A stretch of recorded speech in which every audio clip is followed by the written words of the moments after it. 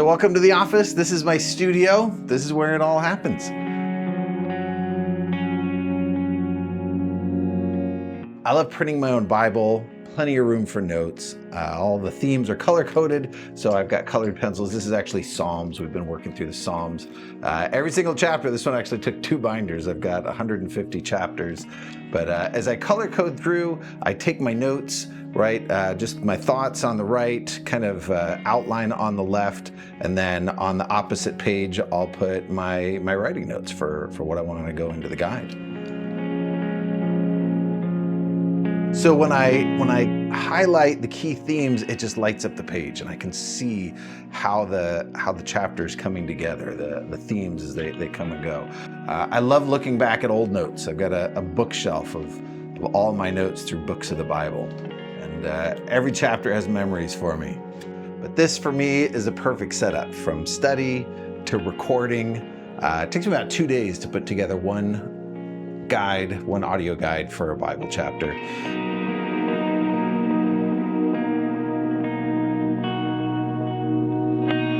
Before every recording, I stop and I pray. And my prayer every time I get down on the floor right here, and every recording I will pray, Lord, let your grace and your truth come through my words, my voice, my tone, my cadence. I've been in Closet Studio. I've also been in Fort Studio. Fort Studio was 2 o'clock in the morning when I couldn't keep my wife awake by recording in the closet. So I would go out into the living room where I wouldn't keep anybody awake, and I would set up a fort, the same kind of fort that my little kids would set up, with sheets and blankets over chairs and the couch, and enough room for me to sneak in and record. And I'd be up 2, 3 in the morning recording chapter a day, because it had to be done for the next day, because there were a few hundred people who were going to be listening to their daily devotion. Second Summit. And from this vantage point, we get a sense of how far we've come and how far God intends to take us. The first 2 verses set the tone. Those who trust in the Lord are like Mount Zion, which cannot be shaken, but endures forever. The original Through the Word was actually created for my youth group. This goes back to about 2006, the daily Bible guides. My students would do the artwork.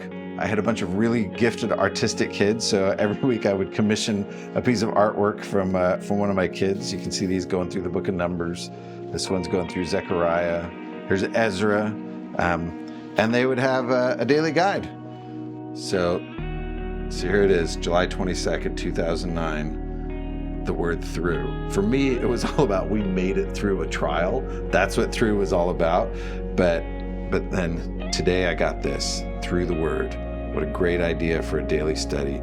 1 chapter a day, 5 minutes, radio or podcast. We guide you through the word as you let the word through you. And I went looking through verses, Romans 10:17, James 1:18, 1 Samuel 3:21. The Lord continued to appear at Shiloh, and there he revealed himself to Samuel through his word.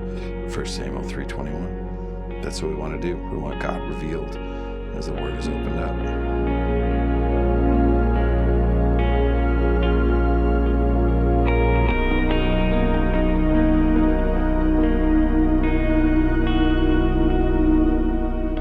So one of my absolute favorite things is to read the stories. We have stories come in every day. I'll read you a couple of snippets. Words can't express how your ministry has changed my walk with God. This came in an app review. It's in the App Store. Provided a deeper understanding and deeper relationship with God that transformed my whole life. That's amazing to me. This one says, this one came in a couple years back. It's not only about reading it. I am a completely different person. I have gone from planning suicide to planning mission trips.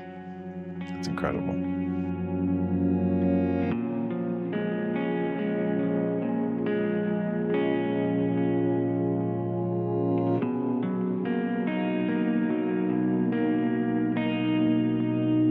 This actually was an email I printed out. It was so good, from a high school girl named Sydney. Hi, my name is Sydney. I'm a senior in high school, and I placed my faith in Christ in the fall of 2019. It starts all the way back, though, in 2004. I was born in Nepal, and my birth parents left me on the street at 2 days old.